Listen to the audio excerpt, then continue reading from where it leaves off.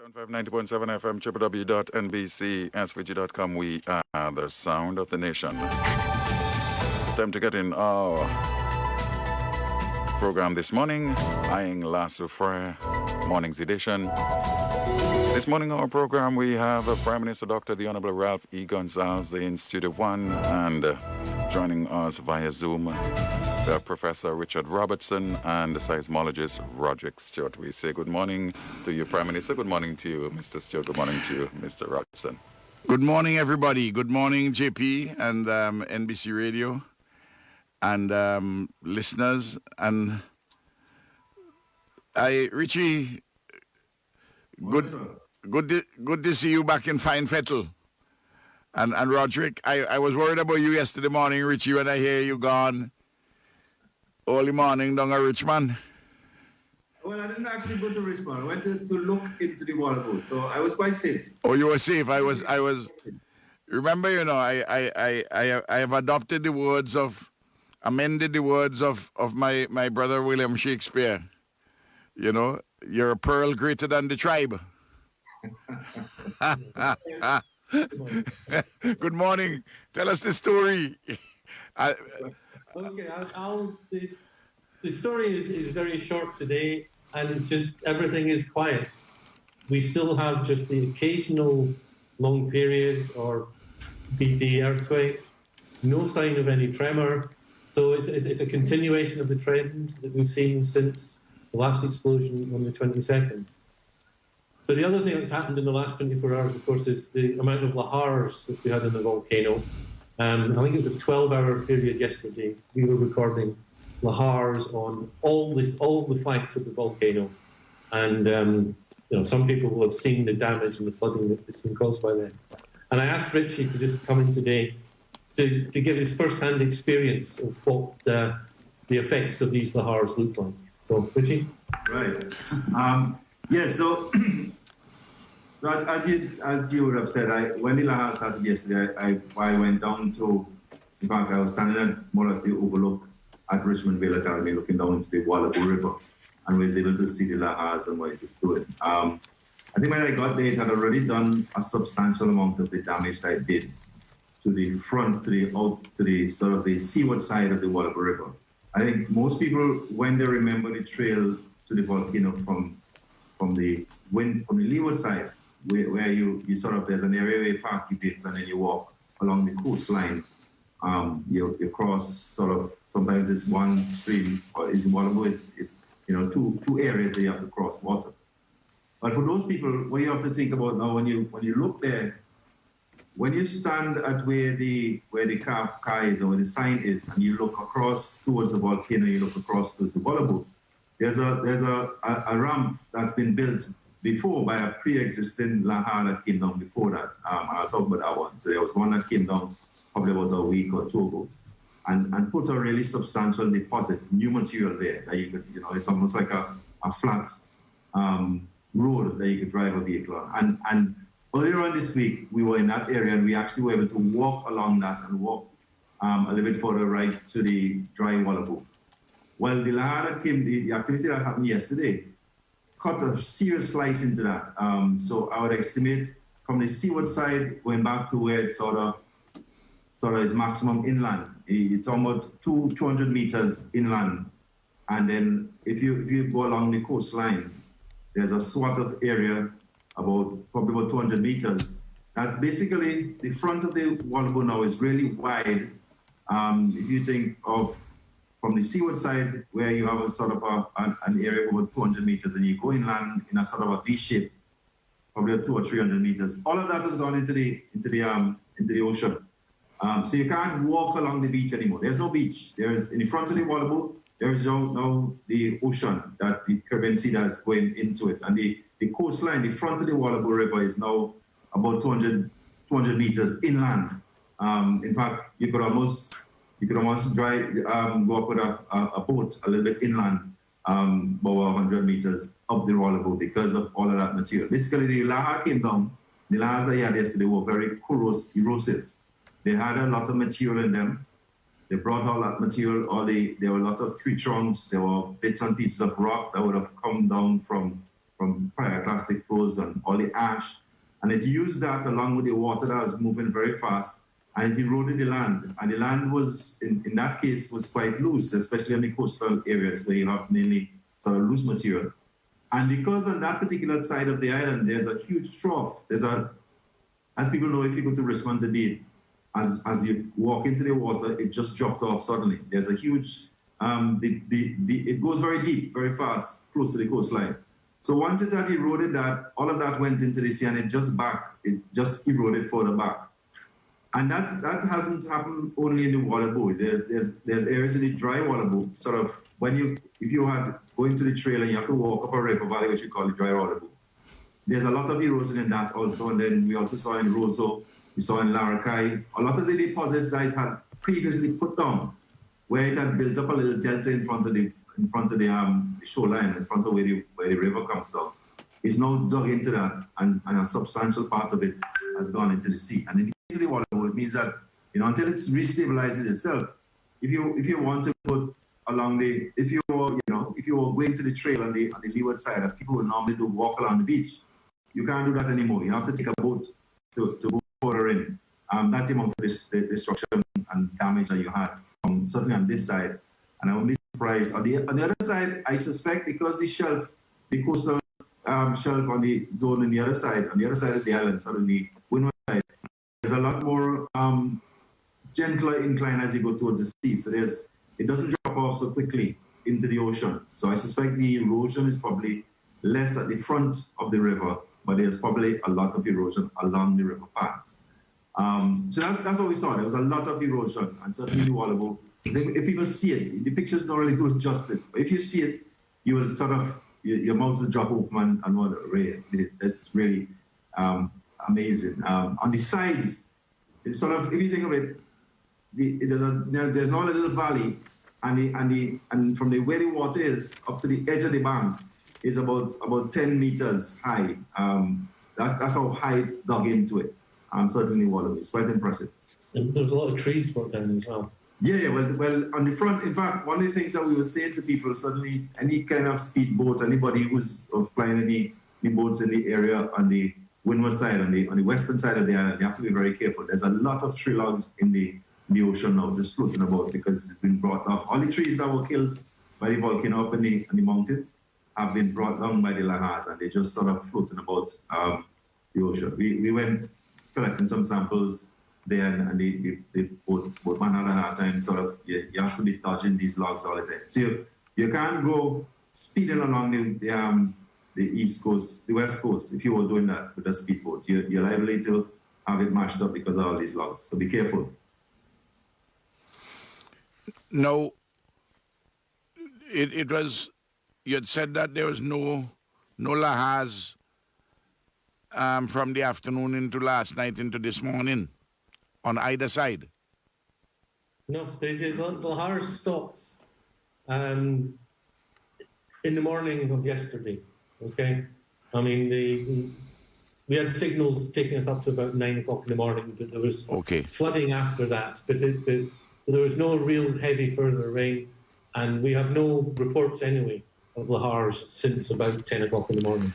The actual rainfall report which I have for yesterday, we didn't have the rainfall for down that side because the station down there, we would not have been able to access, and something probably would have happened to it. But in Majorca, Richie and Roderick, over a 12-hour period, they had 2.8 inches of rain, and over a 24-hour period, 4.3 inches. In Jennings, in a 12-hour period, there were 2.5 inches, and in a 24-hour period, there were 3.9 inches, call that 4 inches. In South Rivers, you had 1.2 inches in the 12-hour period, and 2.2 inches in the 24-hour period. And at Argyle International Airport, you had 6.5 inches in the 12 to 24-hour period. In fact, yesterday, between 6 o'clock in the morning and 12 o'clock, in that 6-hour period, they had 5.8 inches. They didn't write that down, but when I spoke to the meteorologist, my brother Billy, he told me that in that period, which is when you take into account that we have roughly 100 inches per year on an average. That's under 9 inches on an average per month. It's something. Of course, that's the average. Some dry months is much less, some rainy months, but there was a significant amount of rain. Though I will have Julian, Francis, and Montgomery Daniel calling in. I don't know if you would have any view on this. He said to me that when he arrived, Julian that is, when he arrived at Rabaka, the river was dry. So he asked the people from Bragsa, he said, what happened? He said, well, half an hour ago it was raging. It just flooded. It was there, and then it just stopped in a very short period of time. It was battering, and then just stopped. Yeah. Well, there's something. I'll make a comment about the lahars and what we've seen in the field so far. It means that for this volcano, we've had kind of two kinds of lahars. The classic kind that most people want to speak about lahars is what people saw yesterday, where it's a runny river, a river that has a lot of water in it and a lot of material in the water. There's rocks and stuff as you hear the sound and it's scraping along the ground and it's doing erosion, right? So it destroys things. While it seems that there was another one that we had earlier on where it looks like there wasn't that much water and the material moved much more slowly, and what it ended up doing is creating a deposit. So it laid down things rather than destroy things.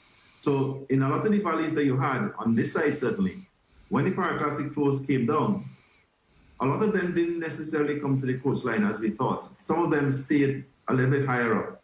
And what it seems happen is that sometimes there's water in the ground, what we call artesian water in the ground as groundwater that's collected.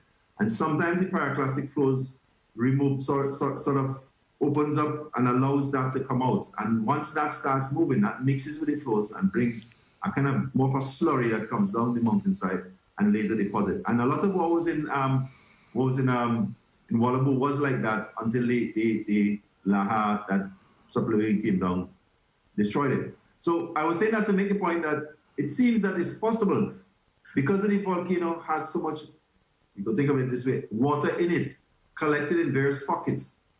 You don't necessarily have to have too much rain on the mountain to create the water that you need to generate the lahar.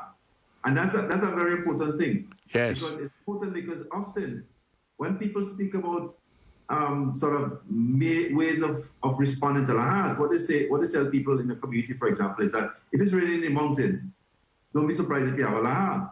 What I'm saying is that it may be possible that you would have too much rain in the mountain.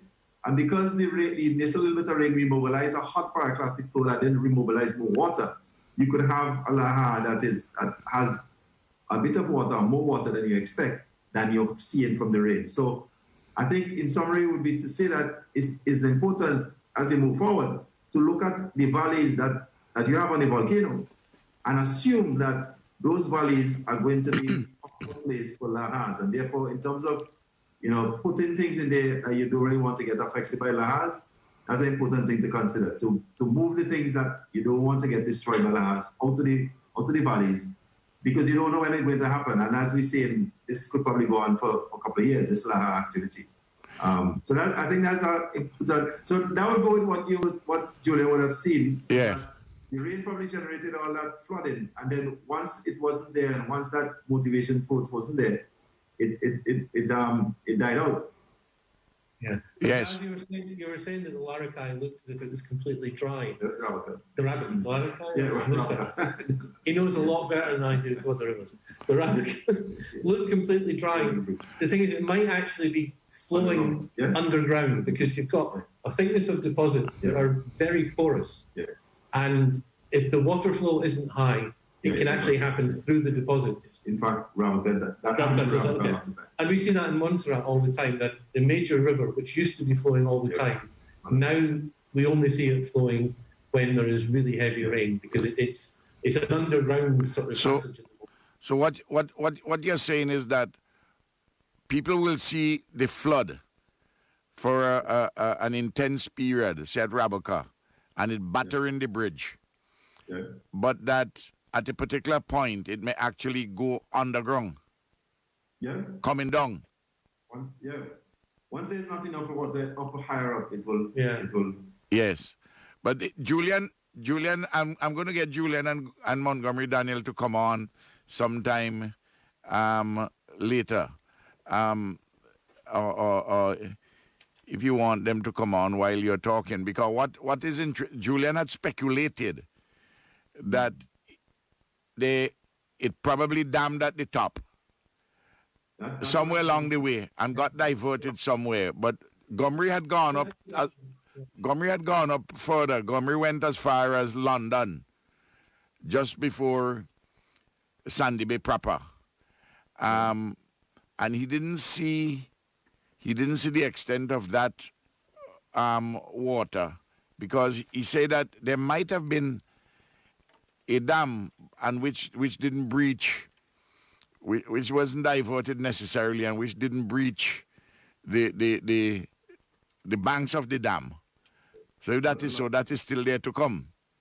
Yeah, I mean, a lot of that will happen, because people have to visualize that up on the volcano, there's a lot of tree trunks, all kinds of things that's blocked up in all kind of funny ways. So you might have a little bit of rain that will actually make the blockage worse. And it means that a lot of water could then get collected behind the blockage before that. Yes. So that kind of thing, I think we just tried to say that kind of thing is something that you kind of have to expect happening all the time. In Montserrat, it happens all the time. Yeah. And who is on, Julian? Yeah, and then if I may just complete before Montgomery comes on, to Julian is coming on. But Montgomery said that when he reached London, he couldn't pass London, Richie.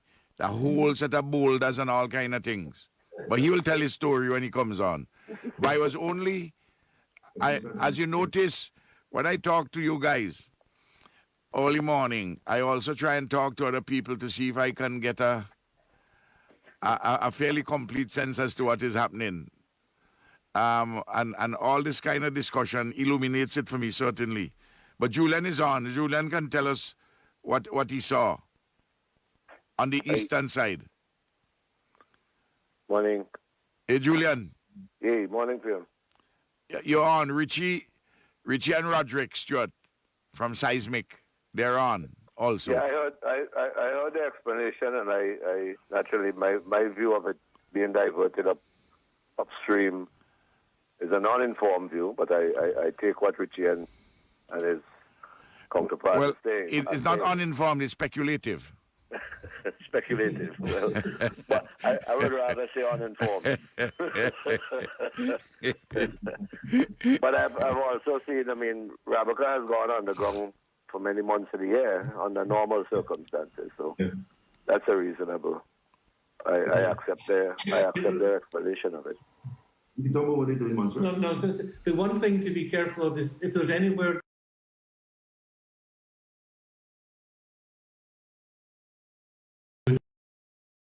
any culverts or any channeling of the rivers, you're going to have to check them. Well, I wasn't going to take a chance. I wasn't going to take a chance to go upstream. Oh no, because I don't know. I don't know if there was a dam up there that was going to burst open on me as I go upstream. So I stayed far from the river. But Julian, since we have you on, what did you see at the Raboka Bridge itself? Yeah, there is some damage to one of the center columns. There was a metal sheeting at the front in a V shape when the bridge was constructed. When we had that last eruption and the torrents came down, that was dented sort of. You could have seen some damage to it. But in this case, that has been ripped off, and the structural steel ring binders and upright steel are now exposed. Richard Hadley said he went under the bridge. Richard Hadley is who? Richard Hadley is the manager of the operations of Bradda at Raboka. Okay. And he looked and he said he didn't see any structural cracks or anything, but definitely we have to excavate that and do closer inspection and repair the front of that column. About the river, the bridge top is gone, the rails are gone, and the tractor went over and cleaned it, so you can drive over for persons for inspection at this point in time. but now what are the extent of the deposits? Which I know it's being cleaned daily. Yeah. But do you have any idea as to the extent of the deposits? Because the base of the river, Julian, normally, from the base of the river, in the normal, when Raboka was built, say, and how is it normal, to where the top, what it was and how many inches of deposit you see approximately came? Well, from the original construction, I think that they built it with an 18-foot clearance from the bottom. Yes. What I saw yesterday, there were about 3 to 4 feet from the top of the deposit to the bottom of the bridge. I see. Water having gone through the bridge, under the bridge, and taken out the deposits in its path, there was a 4 to 5 feet embankment of deposits above where the water was flowing. I see. So there's significant deposits there and above because it curves down under the bridge. The deposit immediately, like 10 feet from the bridge edge upwards, is higher. So if you had that height, you would basically have about 12 inches clearance under the bridge. But it curved under the bridge and came out. Now, let me ask, the embankments are joining, not the bridge itself, not the abutments. The abutments. Not the abutments themselves for the bridge, Yes. but the embankments which are made of, the stones which are put at an angle. Right. On both sides. What happened to those? On the southern end of the bridge, that's all covered, and there's a nice picnic area there. But just of Raboka deposit. Yes. It's built up right to the level of the road, up under the grape trees where the branches, Yes. where the benches are. Yes. And it filled back in that abutment. I see. The northern abutment got some scoured out from behind, and in front is not as pretty as the southern end. Okay. Yeah. So the southern end you had accretions and the Yeah. No, but you're not going to be able to know about the structural integrity of the bridge until you excavate, until you move away we have to take all the rubble.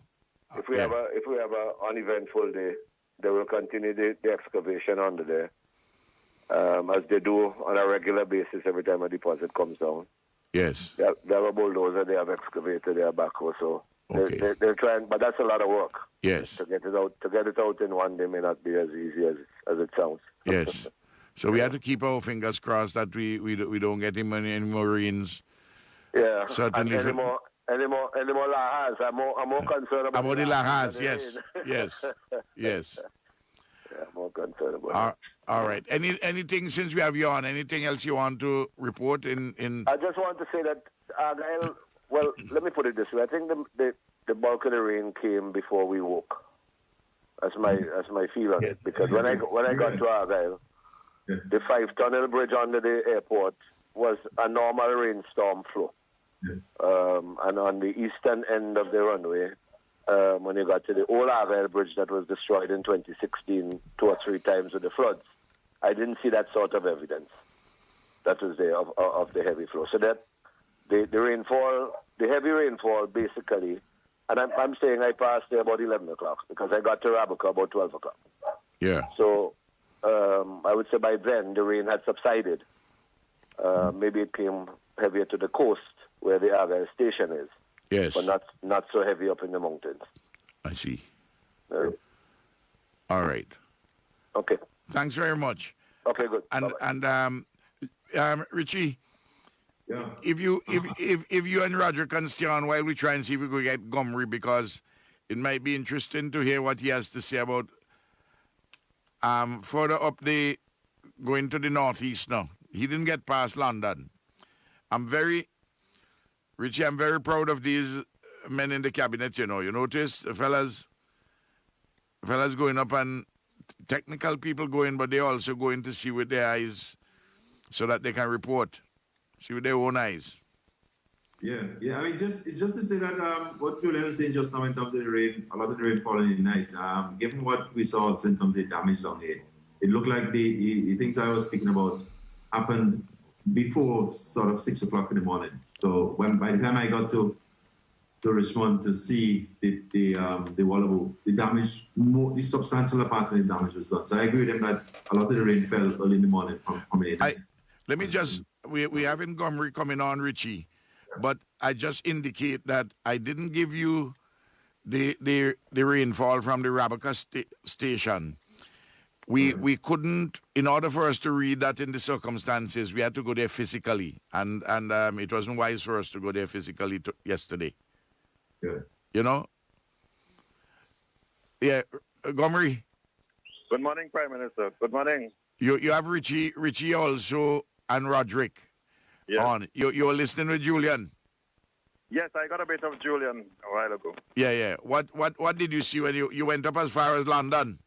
Yes, Prime Minister. After the heavy rain yesterday, I took with me Bill Morris, who is one of the workers at Braxa. He's a senior road supervisor for up there. Yes, Prime Minister. And we traversed to as far as London Sandy. Of course, when we got to Rabaca, the river was already cleaned by the equipment that was present there. So we journeyed to as far as London, where we could not have traversed because there was no access. Again, all of the residential buildings along the riverbed, again, they would have been challenged. There are those that may have been remaining from the first river flow 2 weeks ago, and a number of them would have collapsed in the second attack of the second lahar. So that of course there is continued work in that regard. But there are tremendous deposits in all of the riverbed. I heard Julian in terms of yes, the Rabaca River. It has been built up to approximately 3 to 4 feet under the bridge itself. And there is tremendous work there to be done. We have to ensure that we have more heavier, better equipment to go in to remove the deposits as soon as possible. I know Julian mentioned, of course, that it appeared to him as though there may have been a damming of the river, the Rabaca River. But, of course, I have been in that area all my life, and sometimes there is no rain, but Rabaca comes down on the coast. And sometimes there are tremendous rain, but Rabaca is not down. What accounts for that? Richie mentioned a while ago, of course, there may be different circumstances. And because I'm accustomed to it, that you can have a lot of rainfall, and in a matter of 1 hour, all of that velocity subsides, and that's what we would have been accustomed to before the bridge would have been there. That the river can be torrential, but in 1 hour, you can be able to pass the river because it subsides, and one would ask where would all of that water would have gone. That the action of that Rabaca River is not like that at Argyle, where there's a continuous flow. And so Richie rightly mentioned, of course, the actions that can be addressed in terms of that kind of action. So, yes, the deposits are there at Rabaca. That has to be removed. The general cleaning has to be done. And there's where we are in terms of the actions we had yesterday. No. As a matter of fact, yesterday morning before I left, Minister Francis and I, along with Kemp Bartholomew, the manager of Braxton, we met to discuss what strategy we would use for the immediate cleaning. And so, in a matter of minutes, we would have had as many private contractors going out with their equipment to remove as much of the debris as possible. And then this morning, we are continuing to clean up all around St. Vincent. We are handling Kingstown area as much as possible this morning. And we are hoping to have even individuals who are at the shelters to assist in small contracting, cleaning the drains and the sidewalks and so on, even all around Kingstown. So we are at work this morning as well, Prime Minister. Very good, Gomery. Just one thing about how many additional structures in the London area, near to the riverbed, near to the flow at the riverbed there in London. How many of them you thought went on the second lahar or the second series of lahars? Well, the numbers there is around about a dozen or so. What? And in Sandy Bay proper, of course, both at Cayo and Caro River, there are structures there as well. It's like about 4 or 5 at Caro and another 4 or 5 at Cayo River. So you're talking in all 20-something? Yes, it would be about 2 dozen or so structures within those regions, within those 3 regions. That's bad. That's bad. Yeah. That's a big number in that small area. All right. But of course, a number of those structures, though, they are not massive structures, really. They are smaller structures. But still, they belong to people. Yes, of course. You know? Yes. And you know what? a fella save his money a little bit, he put his labor, and maybe get sometime a couple of sacks of cement through the state system, and so on and so forth. And we all have to remember, a man whom, however modest, is his castle. Well, of course, Prime Minister, one of the interesting features of individuals building in that area is that they do not have the capacity to go to the bank to borrow large sums of money. Yeah. So what happened is that, of course, when they do catch their hand, as it is said, they would actually buy a couple of sacks of cement, a couple of pieces of galvanized, and put something together for what they call their home. Well, they as we know, they build it vike with family labor and friends, and on the weekend, the lady in the family go cook pillau or boiling, and men fortify themselves with some spirit from Monbentic. Yes. The only troubling factor there is the way the houses are built. Yeah. In conformity to what is required in terms of the legislation. The planning laws. Yes, of course. Well, the mantra building back stronger, all those things have to be, we know we have been addressing them, but we have to address them even more sharply. Yes. And people have to understand that when physical planning comes by and say, listen to me, you can't build there, or you can't build in the manner in which you build in, they're not trying to keep down a small man. They're trying really to help the small man, because exactly in this period of volcanic activity and climate change generally, it's in your interest to build in a manner which is sustainable. Of course, the small man says, well, Gomer, you gotta help me. Exactly. You know what I mean? And that's all that is part of the challenge which we have. Yes. All right. Anything else you want to add? But I think basically that's it. All right. And the only thing is that we have to, get the cleaning going today and into Yes. next week, So there's where we are. All right then. All right then, Gomery. I'm really proud of you and Julian. And, Thank you very much, Prime and the Minister. workers in Bragson and Transport and Works. Thanks. Thank you very much. Sure. I Richie, I don't know if you heard Montgomery Daniels' report. If I can crave your indulgence to make a comment, please. Yes. Right. And I'm making this in the context of the fact that I am no longer team lead. So I'm providing some perspective from a scientific perspective on the issue that you have ongoing, sort of on a broader context. Yes. I think we've said that you're going to have an ongoing problem of lahars for some time. So therefore, there are various ways that you could deal with that. Some people will say that you should have some sort of warning system in place. I think given the where the lahars originate versus where they impact, I think a warning system, in my humble perspective, is I could say it frankly, but I'll say it nicely, is not something I would recommend. I could say it stronger than that. Instead, I think what you need to look at is that you have a volcano in which people would want to live, and I understand why.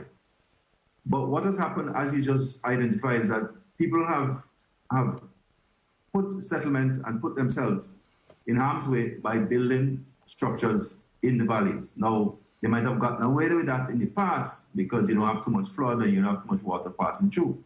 But given what the volcano has done, you're going to have, for the foreseeable future, a problem that anytime you have rain, and it's, in fact, sometimes when you don't have rain, because as Montgomery just confirmed kind of what we see from our field observations, this volcano has a way in which it could store water and get the water down the valley without you having too much rain. So it means that ongoing for the next couple of months and years, you're going to have a problem that if you live in the valley, if you live anywhere on the slopes and is in the valley, you're going to have your house and anything that you have in there mash up anytime the river come down, because it's going to come down.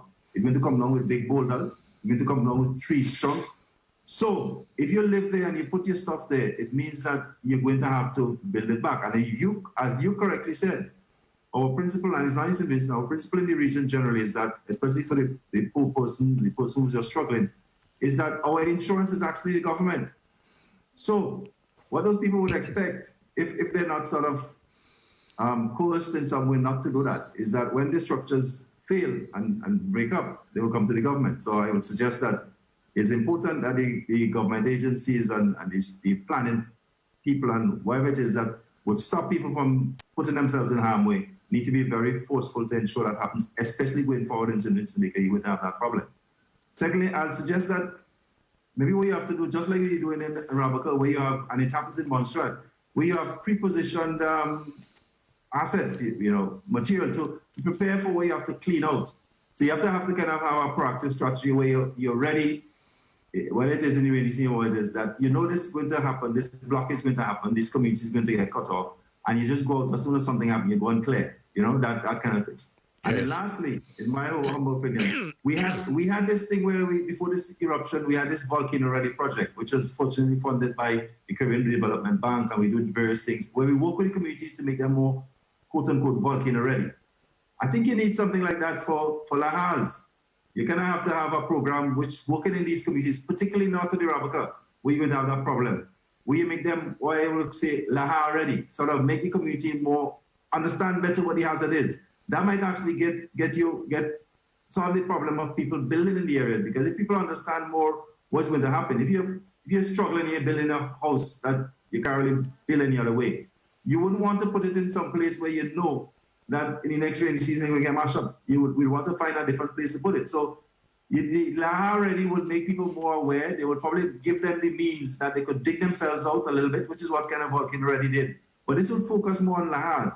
I suggest that as those three things might be some things to think about. And I'm saying this just as a scientist who's looking at the situation rather than from seismic or from the team. I'm just making it clear. This is Richard Robertson giving you some advice, right? And I'll just give you a little bit of Montserrat perspective. That we've been living with lahars in Montserrat for now a decade, more than a decade. And they do that. So there's one community that they know they will get cut off for at least a day if there's a serious lahar. So people in that community always have preparedness. They have food and water. They have, power generators, stuff like that, so they can get through that one day whilst they're cut off. Similarly, we have the bulldozers, the excavators are positioned next to the major crossings, and they can get them open within a few hours sometimes. So we've been living with them, and it makes life a lot easier if you've made all these preparations in advance. Yes. Well, there's, in terms of the equipment, there's some of that which we do. Like, for instance, we have equipment stationed permanently at Rabaka. Well, obviously they can't be where they are now with this river threatening to come down all the time now. So, but they're nearby by the Langley Park, where we have a packaging facility there. So it's nearby, just minutes rolling away.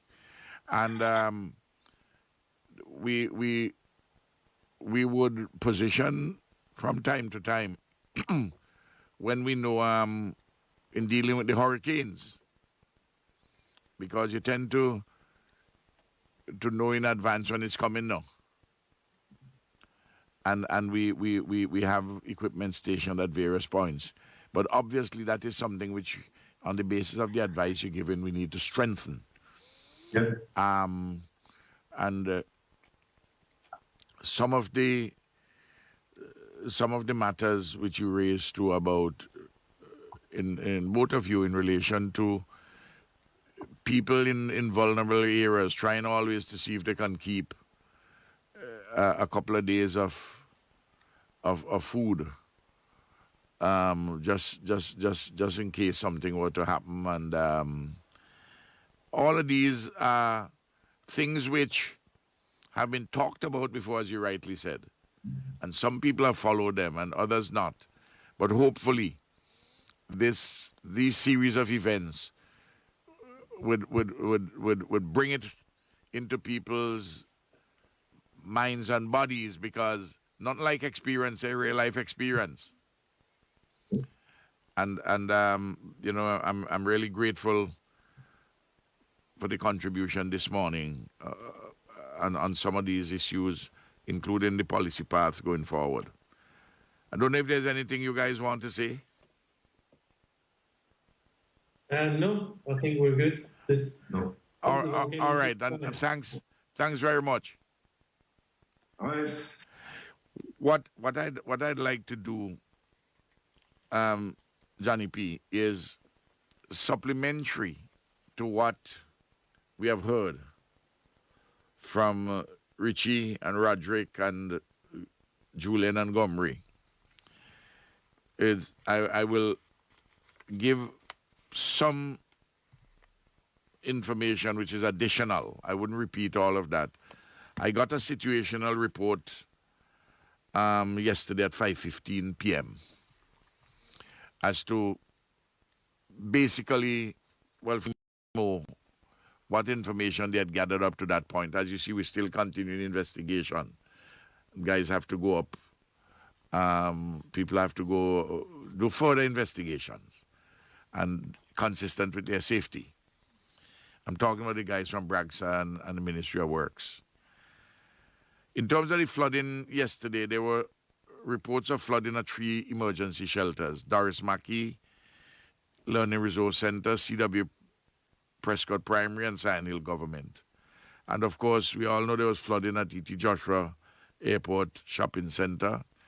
That whole city, which we're going to build, have to have a entirely new drainage system, and so on and so forth. It flooded at Heritage Square, Bentic Square, and the roundabout. There's some buildings which are also flooded, like, for instance, at the Ministry of the Ministry of Foreign Affairs, the 3rd floor, that I was told that I was advised that the maintenance people and Bragsa who came, I didn't speak to them, but officials at my office spoke to them and relayed it to me, so I got the information secondhand, that there was some flooding there, and it was done, the drain pipe was blocked. And through that particular process, water came into the ministry, the third floor. And then, of course, it also seeped down into finance. So they were doing cleaning up and that sort of thing. And I believe that happened in a number of buildings. Well, you hear what happened at Raboka and along the way, and down in the northwestern side from Ritchie. Additionally, we know that there's a retaining wall at the Belway, the Belay Cemetery was washed away. And there were at least 9 landslides where you had, where we have habitation. There was Roseau in Zion Hill, Golden Vale, Fair Hall, the Upper Montrose area. There's a house there which was destroyed. They haven't provided me with the name of the person because I'd like to call them to find out what has happened.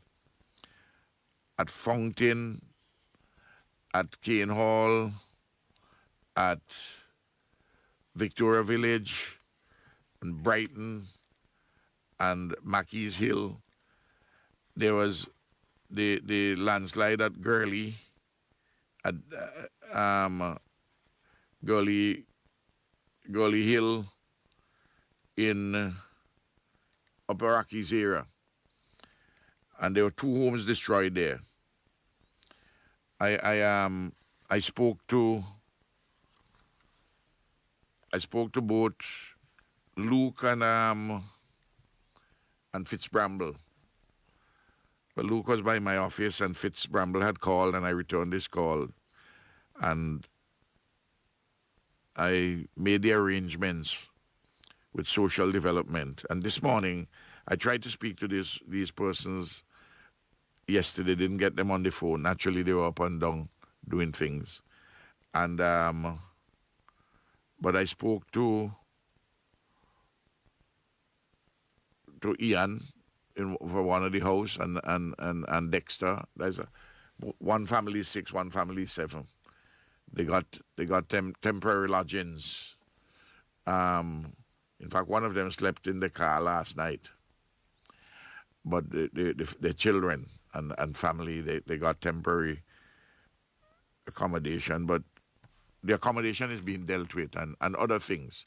And I spoke to the Permanent Secretary in Social Development, and that is being dealt with. And I was also told that you had several persons. I'm trying to get the final number. It is 7 or 9.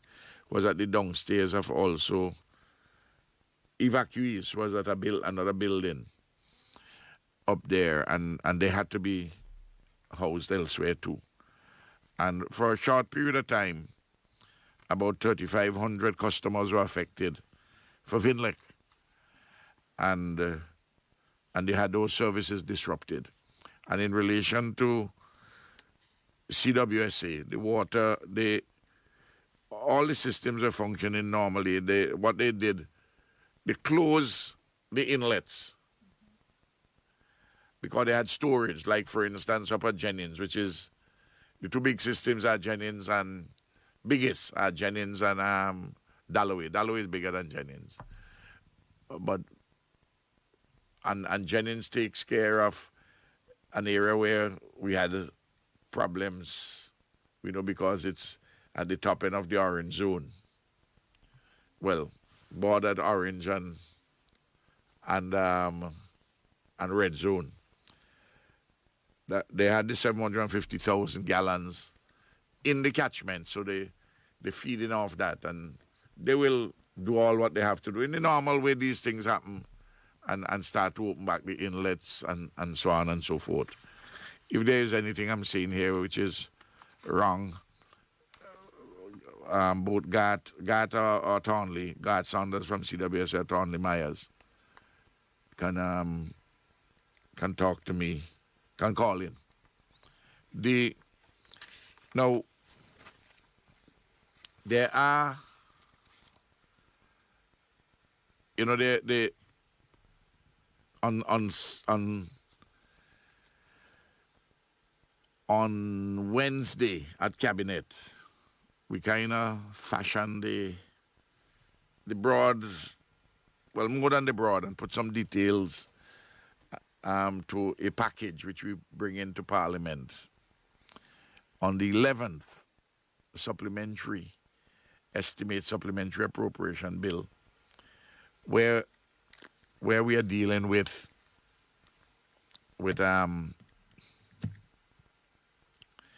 the immediate rehabilitation, the immediate humanitarian relief, and cleaning up and all the rest of it. But yesterday morning,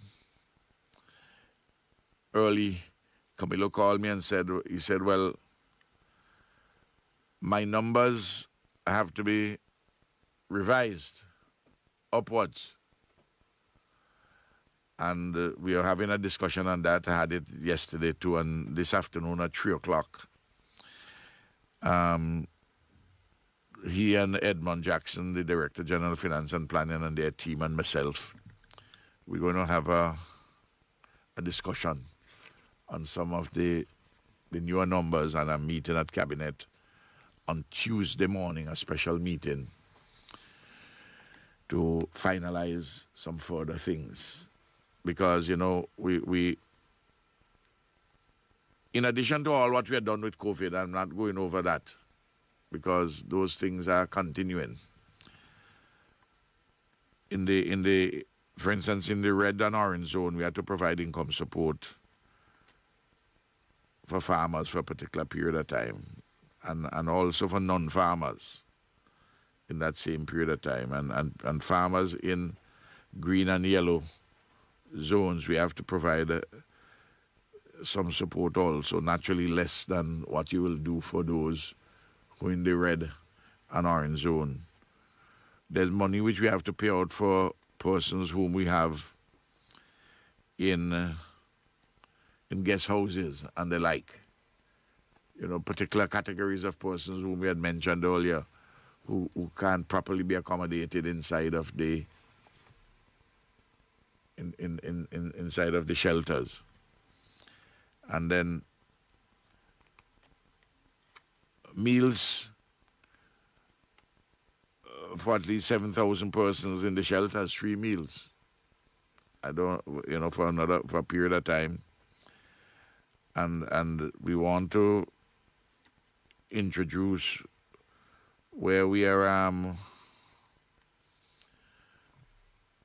we're giving packages at the moment, and some of that will continue. But we'd also want to introduce as far as practicable food vouchers where you can have them. People people who are, especially those who are in the private homes, and we have food boxes, the love boxes, all those things will require a lot of money and logistics and trucking. We have to clean up, the cleanup and some early stages of reconstruction, the cleanup itself, building materials, heavy equipment, enhanced stuff through social development, some people fridge and stove mash up. A very interesting thing is this. It'd be a very interesting thing, and the lawyers could advise on this. If I have a fridge on credit, on hire purchase, and it get destroyed by the elements, is the liability only on the person who the loss, sorry, not the liability, the loss, is it on the person alone? Or is it shared with the hire purchase company, or it's completely borne by the hire purchase company? I don't know. the lawyers would have to advise on that. I've been advised on certain things, but that's a matter of for some further reflection. Things are not often as straightforward as it may be on the face of it.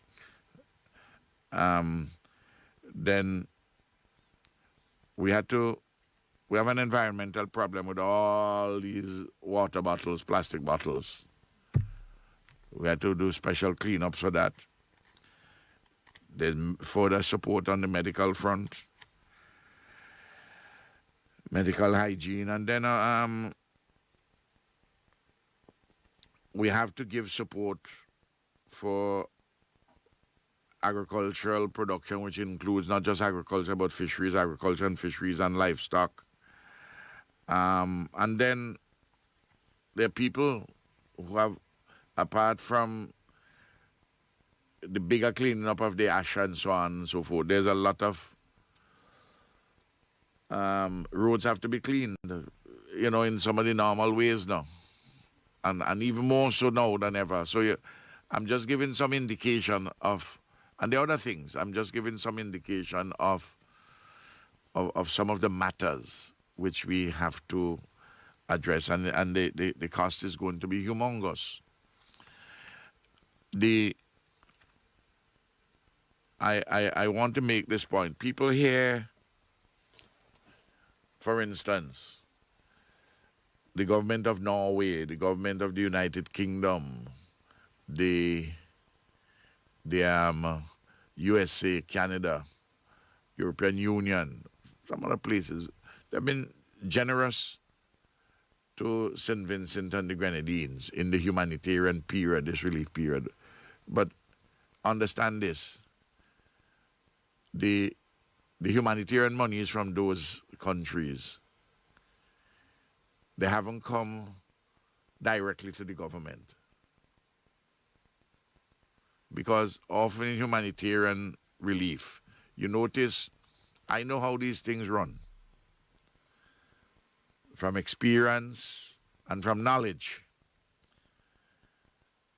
A lot of these, all throughout the world, the immediate humanitarian relief, they give agencies to work with you, like, for instance, the Red Cross, the World Food Program, well, CDEMA, Caribbean Disaster Emergency Management Agency, and other entities,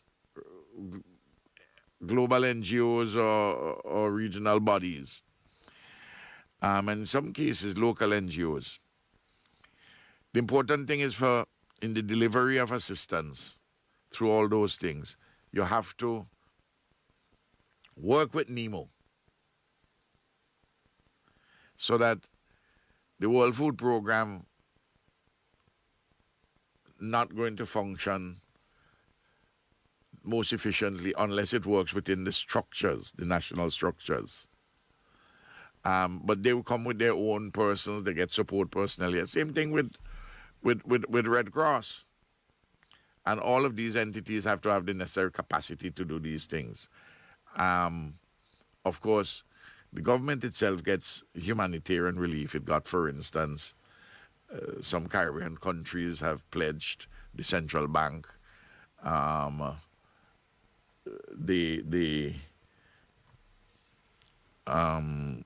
CDB. There's a grant. Then there are loans, which we're getting through the CDB and financial institutions like the World Bank and the like. But I would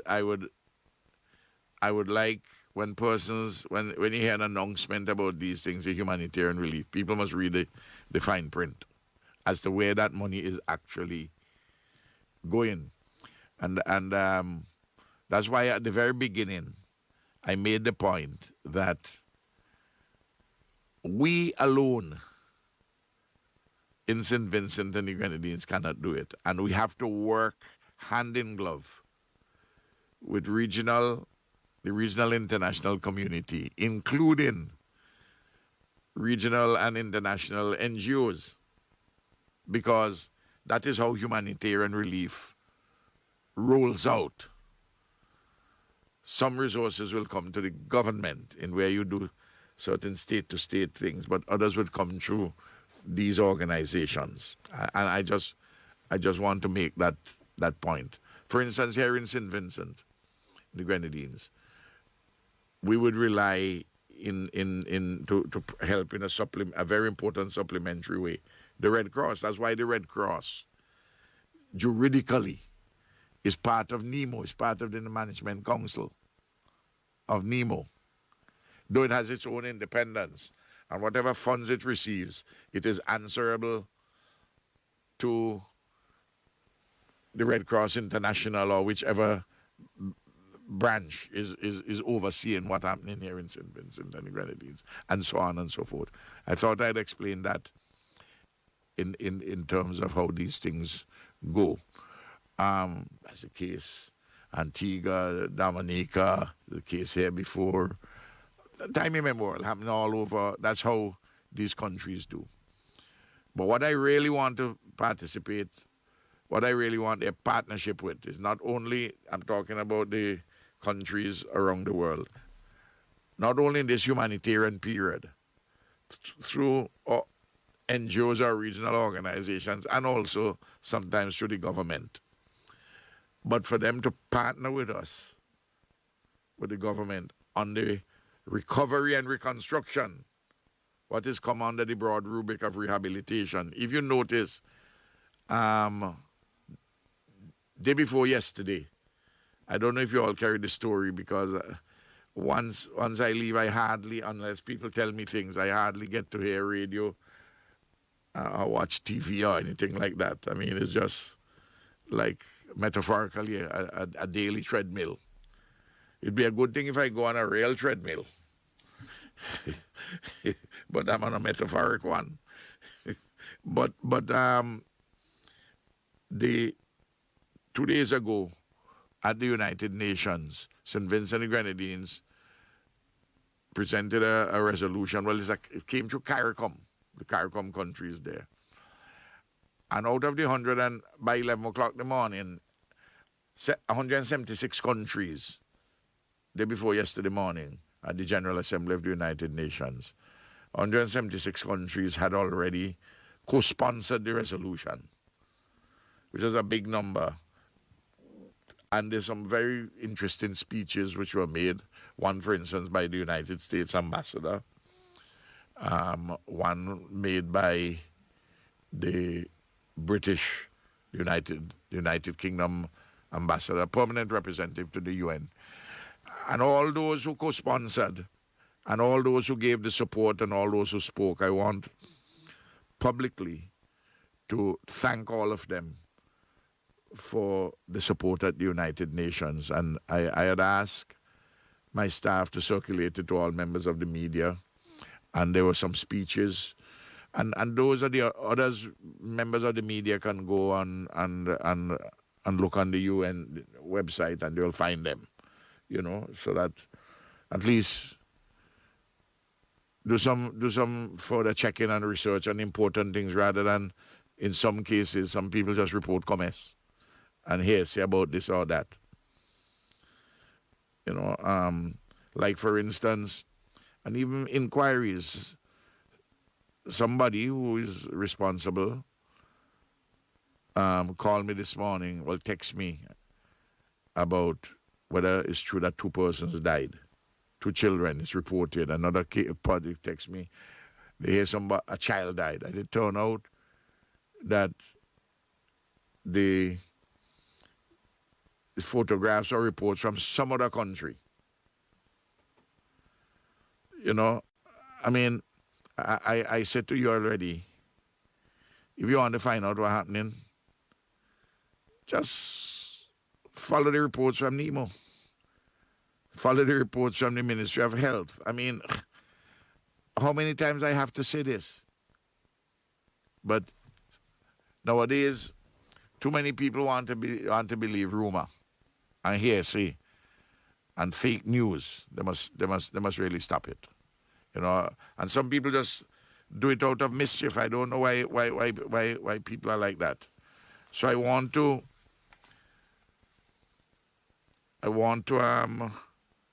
I wanted to speak to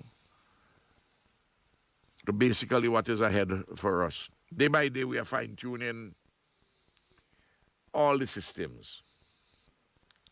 And we're moving along fine. You'd have an odd person here or there still without a mattress. You know, some person. If I will suggest, I mean, and when that is picked up, it's been addressed, and I happen to know that not only there, but not only in the shelters, but also in people's homes. But I want to say this: if you have, and this has been reported to me, you may have a family. You have one. You may have a family of 10 people. 9 of them may have beds, mattresses, but one doesn't have a mattress, a cot. And the person who somehow gets to sleep on the cot is an older person. Well, it's easier for a young person to sleep on the cot than the older person. And I know if you might be saying, Ralph, you don't know what you're talking about. You ever sleep on a cot? I could tell them this, and let me say this publicly. I'm not saying that we shouldn't all have the mattresses, but of course, in disasters, countries all over the world, they hardly get mattresses. A lot of countries. But when I was 16 and 17 years old, went to school at the grammar school, and I came to stay in town. My mother got somewhere for me to stay in the Lower Middle Street area. And where I was staying, and I'm grateful to have gotten the lodging, people didn't have any room for me to stay. Didn't have any extra bed either. My mother bought for me a cot. And the cot, on nights, I take it out. And I sleep, put the cot in the living room. Well, there was no TV then days to keep you awake. People have a radio, they have it in their own bedroom. And in the morning I get up early, I fold up the cot, put it in a corner. I sleep in a cot for 2 years at the grammar school. When I was going as a student at grammar school. I was 16 and 17. So sometimes they see you, they think you drop out from the sky. So I'm just saying, if you have a situation like that, the 17-year-old, the 18-year-old, the 20-year-old, the 22-year-old, sleep on the cot now. You'll get a bed, but meanwhile, le mommy or granny, sleep on the bed now. In fact, if you have 2 cots, you could be even, and there are 2 young persons, 2 you could sleep on it and let granny have 1 mattress on top of another because she might get arthritis in her knee. And to come off on a mattress from the floor is more problematic. Or it might be somebody who is pregnant and who ain't get yet inside of the, who they didn't get around to put inside of one of the guest houses. I mean, in one of the rooms at a guest house. Because if you're 7 months pregnant, 8 months pregnant, even 6 months, 5 months, in certain circumstances, to lie down flat on a mattress and to have to get up. You need somebody to hold your hand, to lift you up, because you can't roll over and get up so easy because of the extra weight you're carrying and and the issues involved in the pregnancy. I know some people will be listening to me and say, but Ralph, what are you talking about? Pregnancy is not an illness. Of course I know it's not an illness, but you can't walk as fast if you're pregnant as you without you're pregnant. You can't jump, you can't. So all of these things have to be taken into consideration by everybody who manages in the shelters, but also inside of a family itself. That's the point I want to make. Because every day when I talk, I try to raise some practical issue and offer some practical advice. You may reject the advice, but because, that's, I do the best I can in that regard.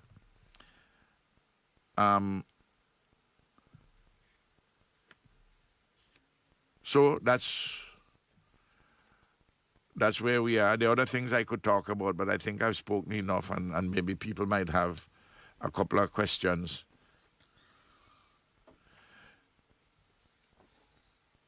Oh, Vinlek would host the press conference this morning at 11. It was previously scheduled for yesterday.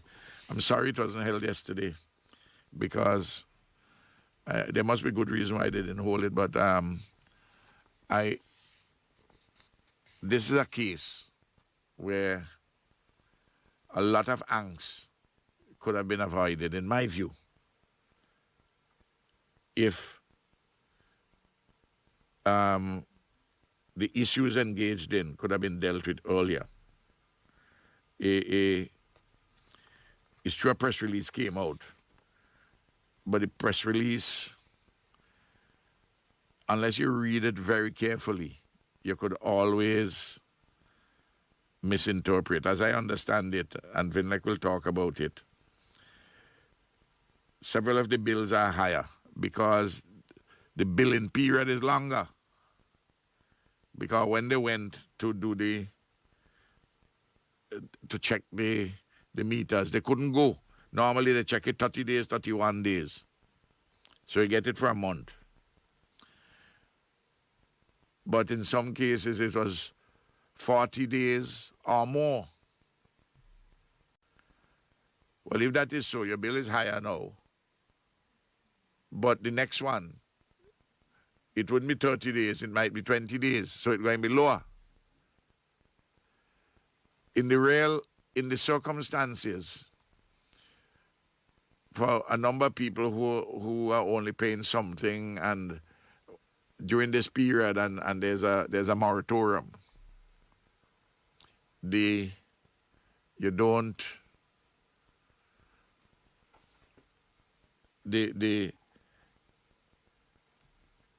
it may not have, in practical terms, it may not affect you or unlikely to affect you because of how it would work out. But when people get it and they see it, they say, but wait, how the bill gone so high? And they get very antsy. And of course, some places they didn't get to read at all. So they made an estimate. But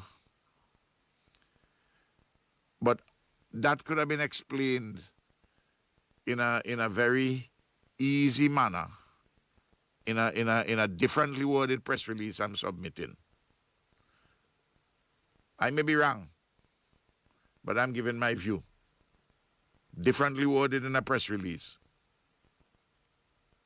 stating the plain facts in point form, saying for some persons the bill may appear larger. The reason for this is because it's not 30 days or 31 days, it's 42 days or whatever it is. Some is I estimate, and if it's up or down, it will be sorted out over the period of time. But remember, all the time you can still do a moratorium. I don't think the release was customer friendly. Let me put my mouth very firm on that, because a sensible person read it. I heard about it and I asked Tonley, and Tonley explained to me, and I said, fine. I didn't see the release. And a sensible person had it on their phone, and I saw it. And he had a different reading and understanding. He thought that it was saying that the something was wrong with the meter them. And the meter give wrong reading. You know what I mean? But it spoke about bill delays and the processing of the bills. But the thing could have been more. I think it could have been presented in a clearer manner, and somebody should have come on the radio and explain it. We have enough persons. Tandy himself didn't have to do it, but you have people who inside of there, and people are paid to do these things, and that's my view. And I'm not beating up on anybody. I'm just saying it that we have, especially in times like these, we have to always think of the angst, the anxieties which are in people. And should have made absolutely clear also that look in the red zone. And I would say there are areas in the orange zone which are badly affected. That in this is how we are treating people in those particular zones. Of course, if you don't use the electricity, you're not if you don't use it, there'd be nothing for you to pay if you leave the red zone. Unless, of course, you didn't plug out your fridge and your stove. Well, I don't know, not many people have electric stove. Certainly not in St. Vincent. It's easier, it's cheaper to use gas. Your electricity, your freezer, your TV, whatever it is, you plug them out. I don't. So, but a lot of confusion and anxieties could have been saved. But I believe that those anxieties have subsided, because I spoke the first day on this from what I learned. But it's too late, I am saying. This should have. They're having a press conference today. I thought this take place yesterday. I thought it took place. There might be good reason why it wasn't held, but I have to express my dissatisfaction. If I'm wrong, I'll come back and eat humble pie. This thing has to be. People have psychosocial issues at this time,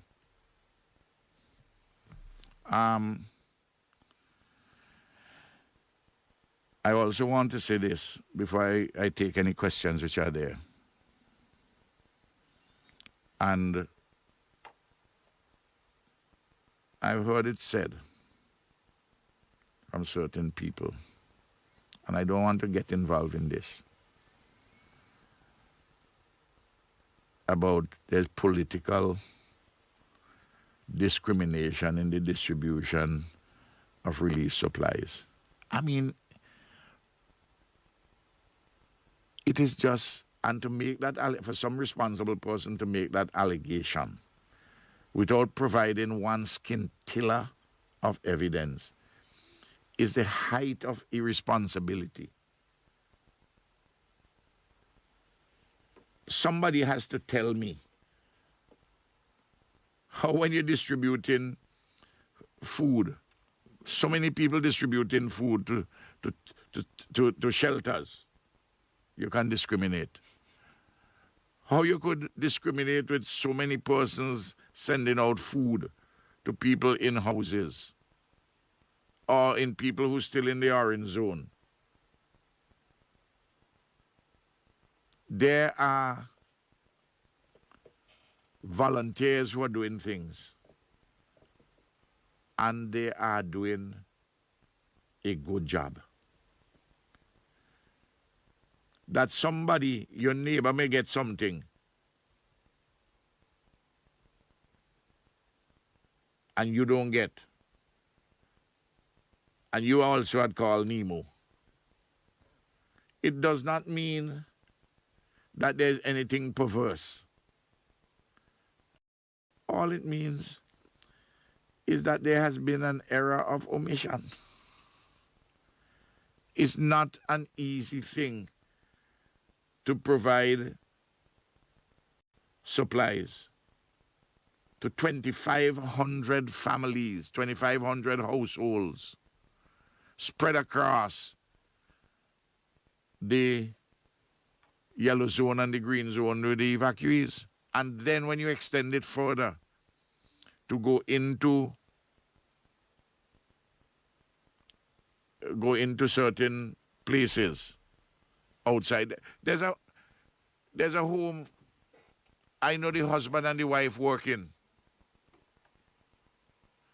And they called me to complain to me to tell me that in the village they don't have anybody taking in, They didn't get any food. I mean, come on. Everybody has to be reasonable, and let us not break the social solidarity in fighting over these little things. I'm begging people, please. And if they bring supplies into a particular village and they take them to a church which is central, and you see 2-3 trucks pass with boxes of food, you don't call complaining and say the truck them pass you. Well, just walk 5 minutes and go up to the church, Look,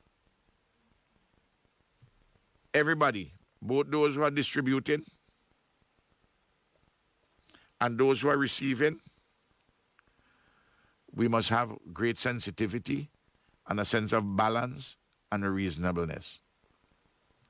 I know the Christian Council put out a pastoral letter, calling and asking for these same things, for good sense, for understanding, for compassion, for reasonableness, for patience. All of these virtues, I know that people have anxieties. But leaders should not be, and influential personalities should not be saying these things. I'm talking about political victimization or something somebody do untoward and so on. If you have evidence for it, tell Michelle Forbes, tell me. But you must have evidence. I speak firmly on that because I value highly social solidarity, especially at a time like this. Unless we keep our social solidarity, whatever our political differences, we are not going to successfully address all the humanitarian issues we have to address. And certainly, we will not be successful in our reconstruction efforts. We have to drop a lot of the political foolishness, a lot of the vanity, plenty of the hearsay and gossip. I want you to listen to a man who has been through many struggles in life, and to say to you, and I've studied carefully the experiences in this country and elsewhere, do not speak or act in a manner to undermine the social solidarity which we have at the moment. I love the story about Nehemiah, the prophet builder, who rebuilt with his people, the Hebrew people, the city walls around Jerusalem, which was broken for 112 years. Nehemiah was able to do it because of the unity, the social solidarity of the Hebrew people in carrying out this task. It didn't mean they didn't have differences, you know. People would always have differences. And there's always Sanballat and Tobiah of the Ammonites who want to bring dissension and confusion and to take you away from the path of rebuilding. And metaphorically, at this moment, the challenge is before us. We are rebuilding the city walls around our Jerusalem named St. Vincent and the Grenadines. And the social solidarity is a critical ingredient. It does not mean that you don't have your political views about this or that. But in this rebuilding process, let us cut out a lot of that foolishness. And a lot of it is bare rubbish.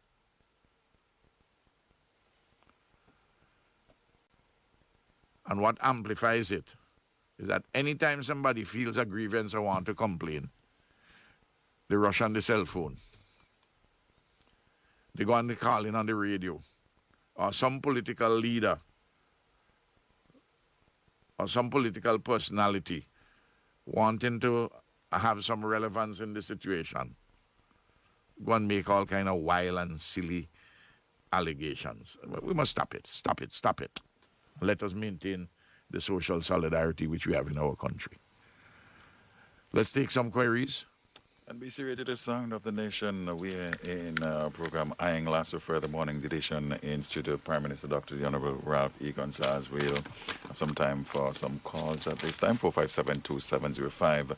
Magic Jack 516-350-9891. The numbers to call. You can also send your WhatsApp messages to 457-2705. A question here, Prime Minister. Liaison with seismologist in the inactive state as the volcano as is now, how long before an all clear can be given? Liaison with seismologists. No, the seismologist is not saying the volcano is inactive, you know. The seismologist is saying that we have a lull now. There is little or no seismic activity in terms of the earthquakes which we had been having, and there are no tremors. So I just want to make that point. Questions coming in from WhatsApp. But I understand, I just wanted to correct the inactive thing, but I understand the question. The real import of the question is, with things in a lull, when can we go back? I can't say yet, because I posed that question myself to the seismologists, and they have to watch it for a period still. But in the meantime, we have to prepare. And we have to still follow the instructions of not going above Raboka in the northeast and above Rosebank in the northwest, because we have to make sure that we are safe. We see the dangers of the lahars and so on and so forth. Now, clearly, this is a question of judgment by the seismologists when they feel that it is safe to tell us to do certain things. In the meantime, we are doing cleanups and making all the preparations for a humanitarian long haul. Because even if we go back earlier than we anticipated, and there are many, many things have to be done, and people, you might be going back in stages. Because I had to go back to a house, You have to go back to a clean environment. And that response may well be uneven. It's not going to be equal. It's not going to be like that over the whole period, over the whole place at one time. So it's but I am hopeful that we could go back sooner because than originally thought, because it was first felt that this would be a 4-month. I'm talking about activity at the volcano. Let us even say, in a week's time, they say, well, you can begin to make preparations to go back. Let's assume that. Remember, I'm not saying that, I don't want anybody to say that I say so. People must listen to my words carefully.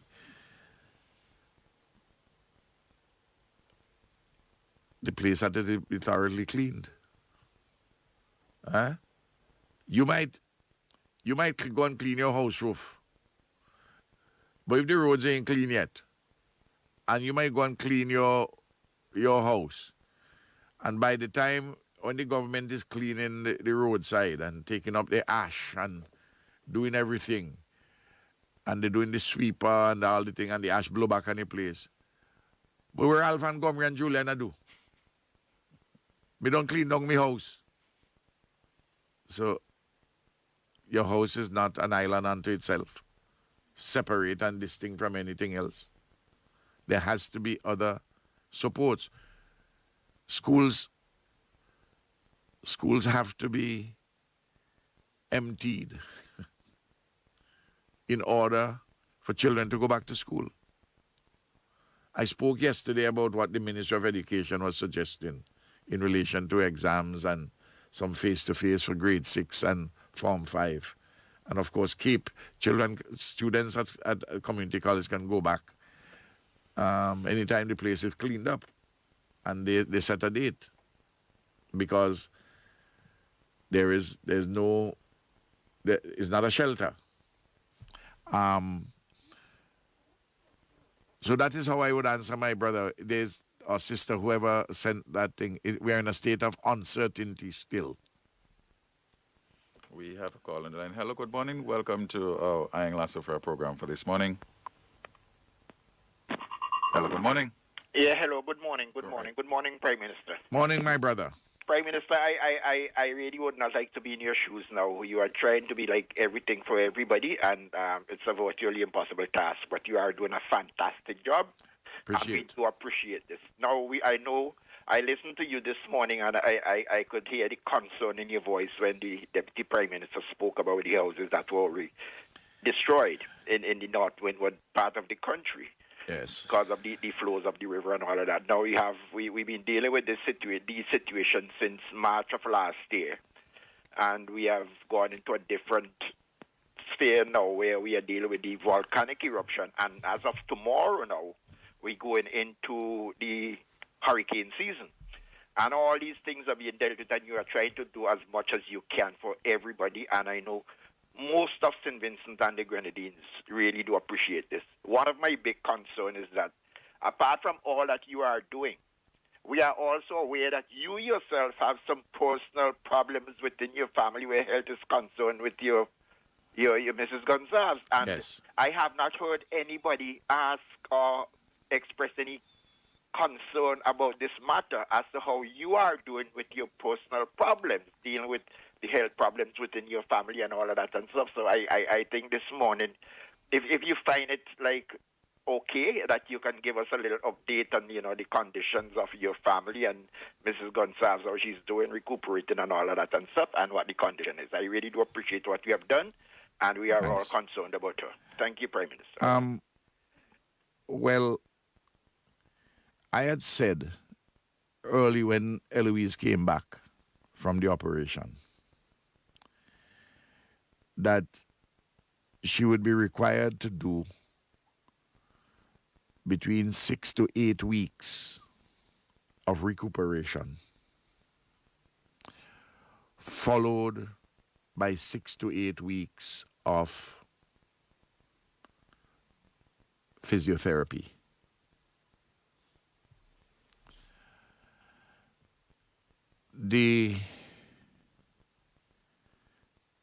When a doctor tells us 6 to 8 weeks, we take 8 weeks because I don't want to chinks on it.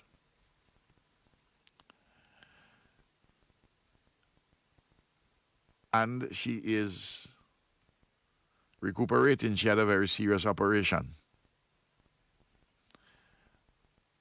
to remove the cyst on her spine because this is a neurological issue. Thank God the operation went well. And she's recovering, she's recuperating. There are some challenges, but and I'm very glad that Lance asked about it. I haven't spoken about it since then. I don't have to give a report, but when people tell me and I say, no, you can't be serious, that some people posted, well, he's going all about, he can't, I'm referring to me now. I ain't see wife. I ain't see family. And specifically, they happen when they don't see Eloise. Somebody's recuperating from a neurological operation. Even going into the red zone is a risk. Even driving in the vehicle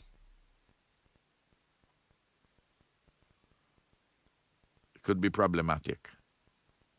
You have to be careful.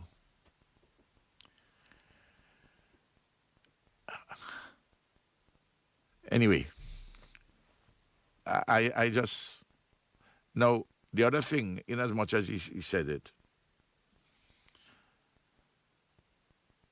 I didn't answer it either, but now that Lance raised it. My children, they say I send away all my children since the volcano start. Everybody know that ISIS is working at the United Nations for the government of St. Vincent and Grenadines. She's one of a strong team. She's a 30-year-old professional young lady. Soleil is at the university in Trinidad. Trinidad is locked down. When last Christmas, I was asked if I would ask Prime Minister Rowley if they could give her exemption for Soleil because she had been out for a year to come home. I said, I'm not asking anybody for any favor for my daughter or for my son. I said, let us stay in Trinidad. Do I ask? And Angie could tell you this by my office. Send names for people to come out. So that's ISIS, that's Soleil. My other son, Adam, my because people know about Storm and Camilo. Adam has been living in the United States, his family there. He's 40 years old. He's a professional. He has his own business. He's into sound engineering, in which he did a master's degree.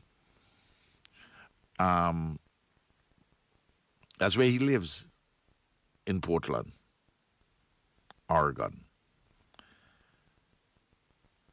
So the other two, Camilo is here.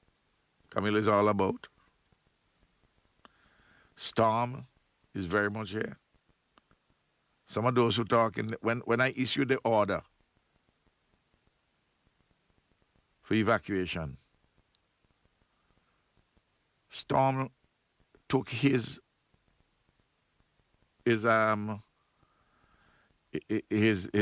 twin cab pickup, personally drove it into Fancy and were taking people out that evening.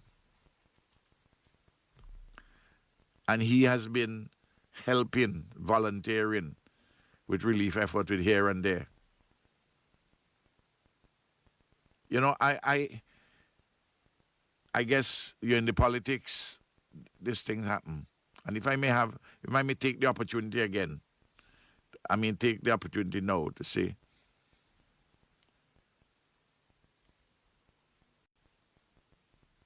you have some people who just want to be on Storm case. Storm is an entrepreneur from the time he's a youth.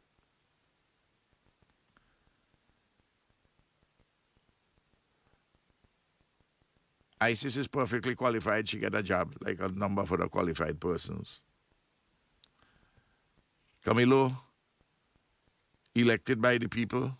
But of course, all that is, as far as they're concerned, the critics, the crazies and others. That's nepotism, you know. Apparently it's nepotism to be intelligent and to be committed and to work with people and people elect you. Storm has decided he ain't asking nobody for no work. He trying to work with himself. He's an entrepreneur. He ain't going to government for no work. But when he does anything, that becomes subject to criticism. What do you want him to do? Go away from the land of his birth?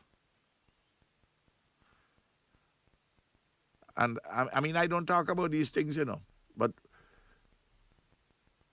because I have a laser-like focus, I don't bother on them, the nonsense what people will come and talk with.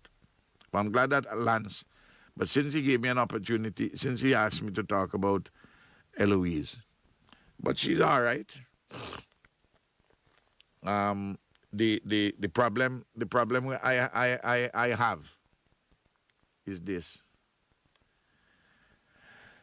and I could say it.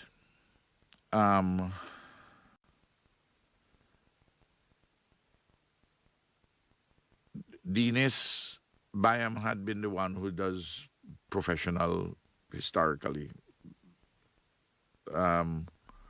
physio either with Eloise or myself, both of us. But Dinis, you know, is very busy. He's completing his PhD in Cuba. He's in and out of St. Vincent and the Grenadines with the cricket team for West Indies now. And she has to get somebody she can feel good about at that level to do all what is required to be done in accordance with the medical instructions. And she may have to go to Cuba for 4 weeks.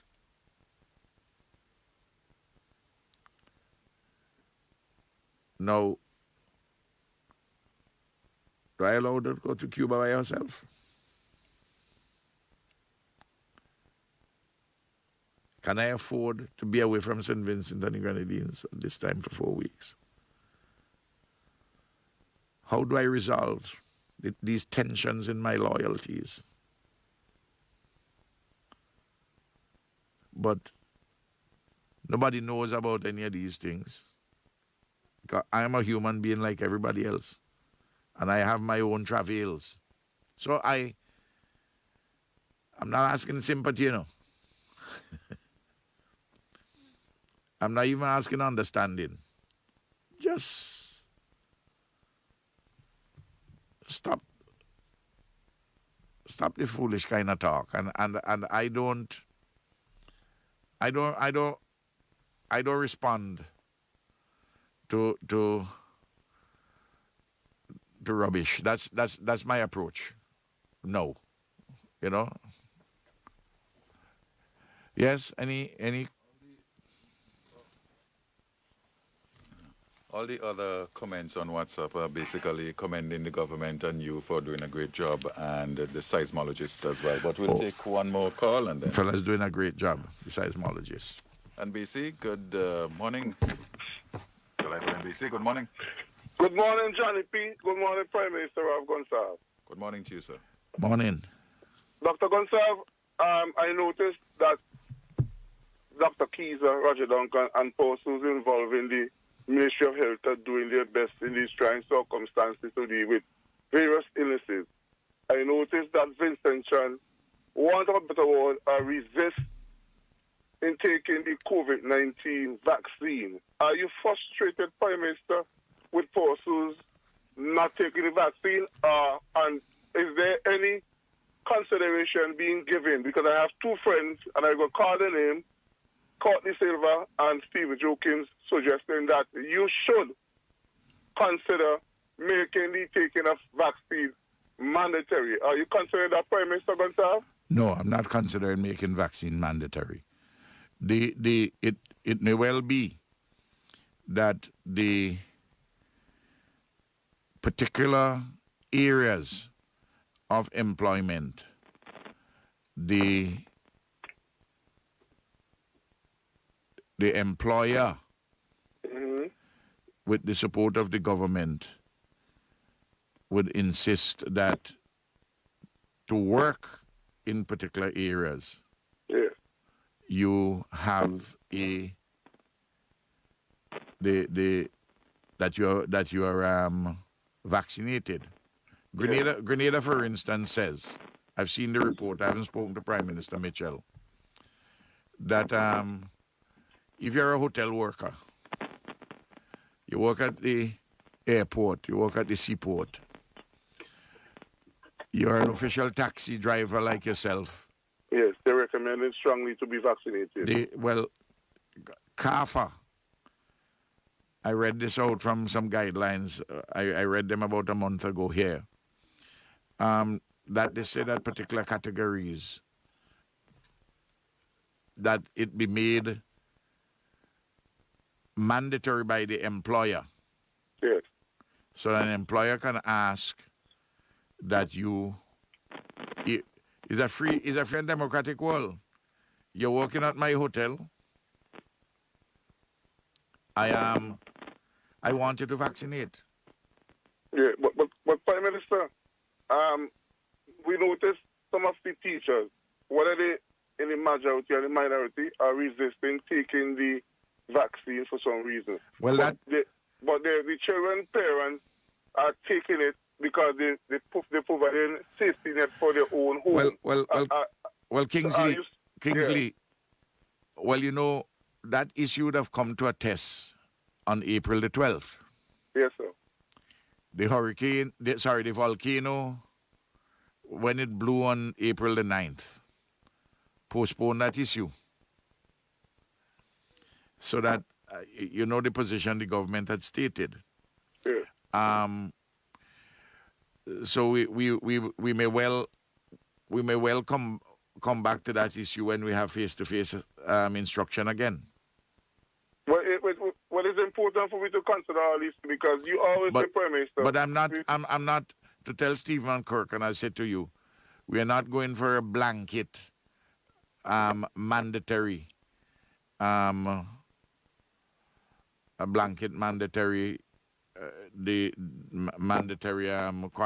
vaccination. But aren't you disappointed, Prime Minister, that the PR segment is not working? Because I get the impression that some people are suggesting that the mandatory way might be the only way. You are saying this is not the way. Is it a political statement? Are you afraid to do it because you think that you have a political fallout from your... No.